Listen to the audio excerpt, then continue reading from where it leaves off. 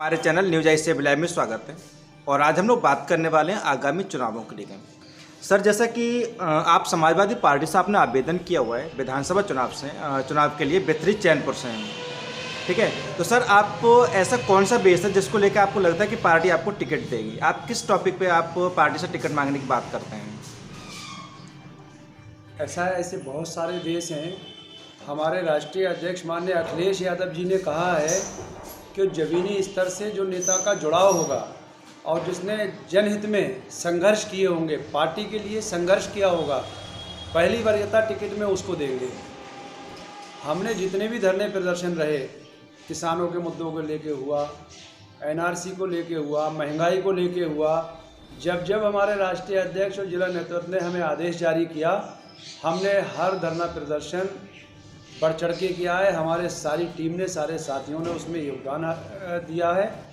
आप लोग भी इस बात को जानते हैं। दूसरी चीज़ कि मेरा मानना है, वहाँ पर कुछ लोग बताते हैं कि 1.25 लाख मुस्लिम वोटर है, कुछ लोग बताते हैं 1,45,000 मुस्लिम वोटर है और 40,000 के आसपास यादव वोट। वहाँ पर मुस्लिम और यादव दोनों मिला के वोटों की संख्या इतनी हो रही है कि आराम से समाजवादी पार्टी का कोई भी प्रत्याशी सीट निकाल सकता है। और बाकी अन्य बिरादरियों के इतने वोट माननीय अखिलेश यादव जी के चेहरे से जुड़े हुए हैं कि बम्पर चुनाव की जीत होगी। इसलिए हमें लगता है कि पार्टी और राष्ट्रीय अध्यक्ष जी शायद हम पे भरोसा कर लें। चलिए, एक बात हम आपकी मान लेते हैं कि आप पे भरोसा कर ले और आपको विधानसभा चुनाव में बेथरी चैनपुर से टिकट दे दिया, तो आपको क्या लगता है कि जनता आपको वोट देगी? क्यों देगी? क्या आपको ऐसा क्या है जिसकी वजह से आपको लगता है कि जनता आपकी ओर आकर्षित होगी? देखिए, 2 चीज़ें हैं। पहले तो मैं वोट देने का वजह रीज़न कहूँगा, हमारे राष्ट्रीय अध्यक्ष जी का चेहरा, जिन्होंने पिछली सरकार 5 साल में इतना विकास किया है कि पूरे हिंदुस्तान के अंदर आज तक कोई मुख्यमंत्री एक पीरियड 5 साल में इतना विकास नहीं कर पाया। पहली वजह और बड़ी वजह। दूसरी वजह ये है कि हम औला नगर पालिका पे चेयरमैन रहे। बिथरी और औला दोनों एक ही तहसील में आता है। बिथरी के सारे लोगों का लगातार औला आना जाना है। सारे जानते हैं कि समाजवादी पार्टी की सरकार में रहते हुए हमारे चेयरमैनी के कार्यकाल में इतने काम हुए हैं कि जब से पालिका एक्ट बना है तब से लेकर आज तक इतने काम नहीं हुए होंगे। सारे ऐतिहासिक काम हमने किए हैं। महाराणा प्रताप जी के नाम से चौराहा हमने बनवाया, महान अशोक सम्राट जी के नाम से चौराहा हमने बनाया, पंडित जनेश्वर मिश्र जी के नाम से रोडवेज बस स्टॉप बनाया, औला नगर वासियों को हमने रोडवेज बस स्टॉप दिया, ठंडे पानी की मशीनें दी, बेहतरीन सड़कें दी, पेड़ पौधे दिए, अशफाकुल्ला खां साहब के नाम से हमने स्वागत द्वार दिया, APJ कलाम साहब के नाम से हमने पार्क दिया, वीर अब्दुल हमीद जिन्होंने पाकिस्तान का एक बड़ा टैंक फोड़ा था, उनके नाम से हमने स्वागत द्वार दिया। ऐसा कोई काम बचा नहीं है जिस समाज, जिस बिरादरी के लिए और जिस एरिया में हमने नहीं करा है। तो दूसरा रीज़न ये है कि हमें लगता है कि बिथरी के लोग हम पे आराम से भरोसा विश्वास कर सकते हैं हमारे कार्यकाल को, काम को देखते हुए। जैसे कि आंवला विधानसभा से, जैसे कि आप आंवला में आप मतलब नगर पालिका में रहते हैं, अध्यक्ष रहते नगर पालिका के, और बेथरी चैनपुर का थोड़ा अलग पड़ जाता है। तो आप बेथरी चैनपुर के लोगों को आंवला के बारे में किस तरीके से बताना चाहें कि हमने किस तरीके से क्या विकास कार्य किए हुए हैं? क्योंकि ऐसा कुछ लोग नहीं आ पाते, उन्हें बताना तो पड़ेगा आपके लिए कि हमने ये कराया है। आप लोग इस हिंदुस्तान का चौथा स्तंभ माने जाते हैं, चौथा पिलर, पाया। हम आप लोगों के माध्यम से बिथरी के लोगों को बताते हैं बार बार, और आज भी बता रहे हैं कि जिस तरह से हमने औला नगर पालिका में अध्यक्ष रहते हुए विकास कार्य किए हैं, विधायक तो बहुत बड़ी ताकत होती है। अगर बिथरी के लोगों ने और हमारे राष्ट्रीय अध्यक्ष ने हम पे विश्वास कर लिया तो नगर पालिका से ज़्यादा बिथरी क्षेत्र में हम विकास करके दिखाएंगे, क्योंकि हमारा सीधा लक्ष्य, सीधा टारगेट जनता से जुड़ाव का रहता है। हम एरिया में घूमते हैं, आप लोगों के माध्यम से पता चलता है जिस एरिया में जो कमी है हम उन कमियों को दूर करते हैं। जैसे अभी हमने एक वीडियो देखा था, यहाँ अली मोहम्मद खां का मकबरा है, वहाँ के मुतावल्ली साहब कह रहे थे कि यहाँ पर मुसाफिर लोग आते हैं, माजार पे आते हैं, लोग घूमने वाले आते हैं, तो उनके पानी पीने की कोई व्यवस्था नहीं है। वेद प्रकाश यादव जी की दुकान से हमने निजी अपने फंड से वहाँ पर एक बड़ा हैंडपम्प लगवाया है। हम आज चेयरमैन नहीं है तब हम लगातार काम कर रहे हैं। अभी भी हमारे एक बहुत सम्मानित नेता हैं, हमने उनकी निधि में अपने औला नगर के लिए कुछ नल, ठंडे पानी की मशीनें, हाई मार्क्स लाइटें मांग की है और हमें उम्मीद है कि वो समाजवादी के विधायक हैं, एमएलए हैं, बड़े नेता हैं और वो हमें औला नगर पालिका के लिए कुछ ना कुछ देंगे। सर जैसा कि आपने जब विधानसभा चुनाव लड़ने का मन बनाया तो आप तैयारी करा पूरी तरीके से मजबूती से खड़े हुए हैं विधानसभा चुनाव के लिए, तो सर जैसे कि अभी सभी लोग चिकित्सा रोड और क्या नाम है आपका एजुकेशन लेकर बात कर रहे हैं, आपने कुछ तो सोच कर रखा होगा कि अगर हम विधायक बनते हैं तो हमारे सबसे पहले काम क्या रहेंगे जो कि जनता के हित में हो सकते हैं, आपने कुछ तो प्लान किया होगा? सबसे पहले मूलभूत सुविधाओं को पूर्ण रूप से पूरा करना। अब मूलभूत सुविधाओं में आप जानते हैं कि सड़कें भी आ गई, पानी भी आ गया, बच्चों के सरकारी स्कूलों में उच्च स्तर की अच्छी पढ़ाई आ गई। सबसे पहले हम इन चीज़ों पे ध्यान देंगे और जो वहाँ के सम्मानित लोग हैं, इतिहास से जुड़े हुए जो लोग हैं, उनके नामों से हर क्षेत्र में, संबंधित क्षेत्र में काम कराएंगे। जिस तरह से पार्क है, बच्चों के खेल कूद के मैदान हैं, स्टेडियम हैं, इस तरह की हमारी एक बहुत बड़ी सोच है, बहुत बड़ी कार्य योजना हमने अपने दिमाग में सेट कर रखी है, बना रखी है, जो हम बिथरी की ज़मीन पे उतार के दिखाएंगे। जैसे हमने बताया कि हमने औला में इतिहास से जुड़े हुए बहुत सारे लोगों के नाम से पार्क और स्वागत द्वार बनाए हैं, तो हम बिथरी में भी संबंधित एरिए से जो इतिहास से जुड़े हुए लोग हैं उन नामों से स्वागत द्वार बनवाएंगे, स्टेडियम बनवाएंगे, पार्क बनवाएंगे, चौराहे का सौंदर्यीकरण कराएंगे। और हम नामों से इसलिए कराना चाहते हैं क्योंकि जो आने वाली पीढ़ी है वो जब इन नामों को देखे पढ़े, चाहे महाराणा प्रताप जी का हो या वीर अब्दुल हमीद जी का हो, किसी भी नाम को जब वो पढ़े तो वो जान ले कि ये इतिहास से जुड़े हुए हैं, इन्होंने देश के लिए और देश की सुरक्षा के लिए, उसकी आज़ादी के लिए जिस भी एतबार से क्या क्या कुर्बानी दी हैं। इसलिए हम नामों से काम कराते हैं कि आने वाली पीढ़ी को ये महसूस रहे। दूसरा चीज़ ये कि हम सभी धर्म के नामों से इसलिए कराते हैं क्योंकि हम सेकुलर लोग हैं, समाजवादी पार्टी और उसके नेता सेकुलर होते हैं। हर धर्म, हर जाति के नामों से हम इसलिए कराते हैं क्योंकि हमारा राजनीति में रहते हुए कोई धर्म नहीं है। जो इतिहास से जुड़े हुए हैं, जिन्होंने देश के लिए कुर्बानी दी है, वो हमारे लिए सर्वोपरि है। भगत सिंह जी का योगदान रहा है, उन्होंने इतनी बड़ी शहादत दी है कि हिंदुस्तान में भगत सिंह जी जैसी कोई शहादत दूसरी हो नहीं सकती।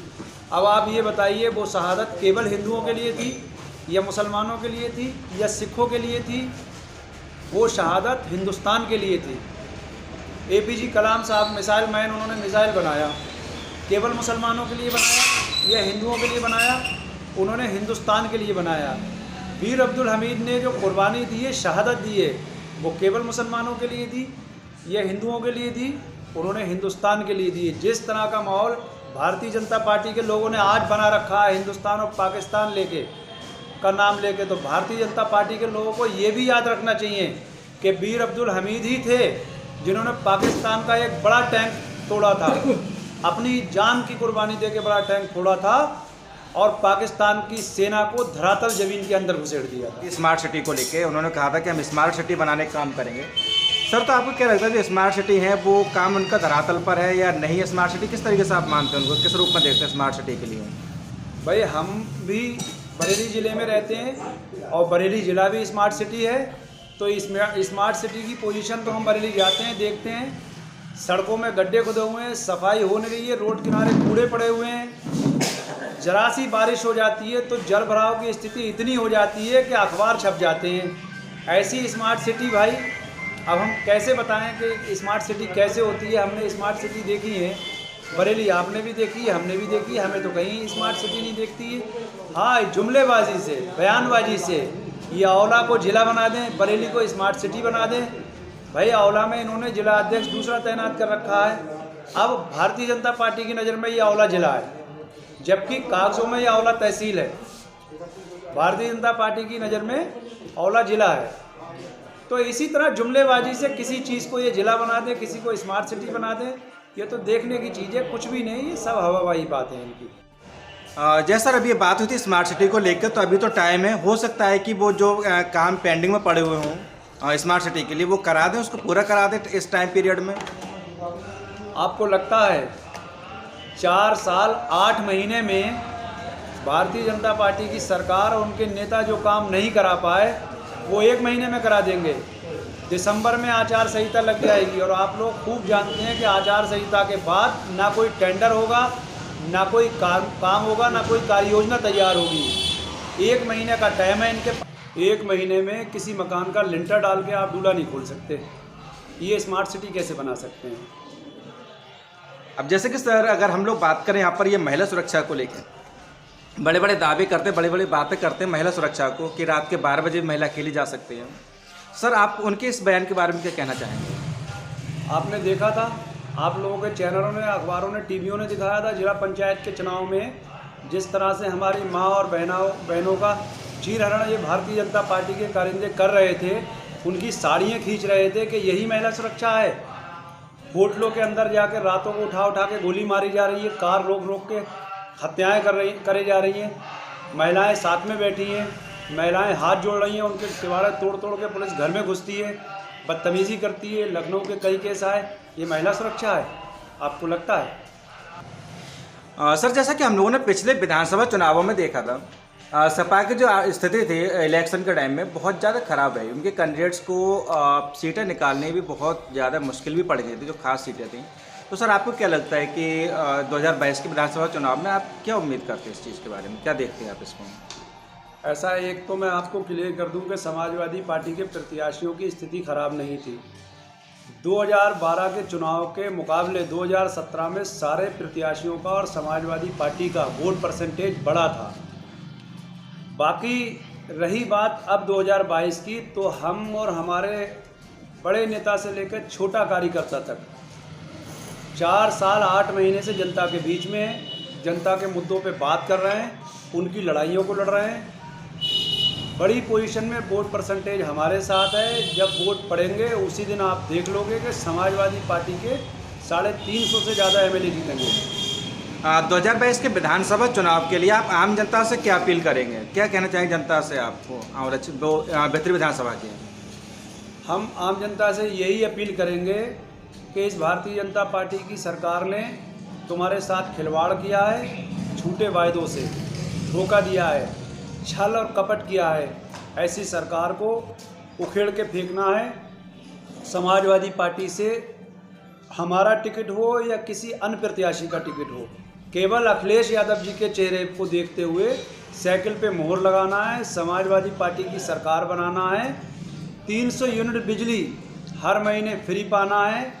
स्मार्टफोन, लैपटॉप, बैटरी वाले रिक्शे या उससे भी बड़ी योजनाएं जो हमारे राष्ट्रीय अध्यक्ष जी अपने एजेंडे में को जब जारी करेंगे तो आप देखेंगे वो सब एक घर घर तक पहुंचाने का।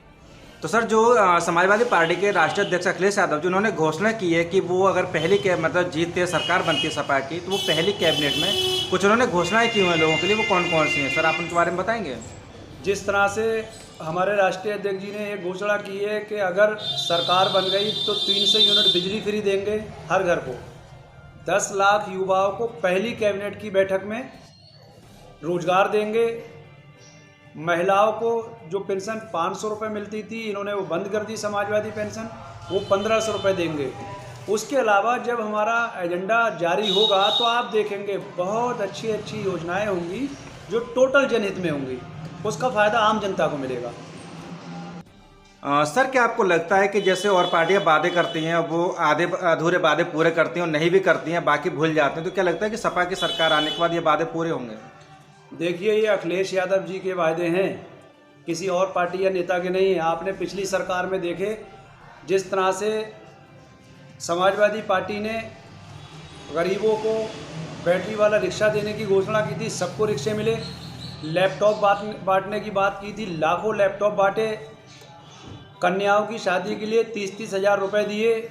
समाजवादी पेंशन दी। अनेकों चीज़ें हैं ऐसी। 100 नंबर दिया, 108 एम्बुलेंस दी। जितने वायदे किए थे समाजवादी पार्टी के एजेंडे में राष्ट्रीय अध्यक्ष अखिलेश यादव जी ने, उससे बहुत ज़्यादा काम किया है पिछली सरकार में। तो इस सरकार में क्यों नहीं कर सकते? इस सरकार में भी मेरा मानना है और मैं दावा करता हूँ कि जितने वायदे करेंगे अखिलेश यादव जी उससे भी ज़्यादा काम करके दिखाएंगे।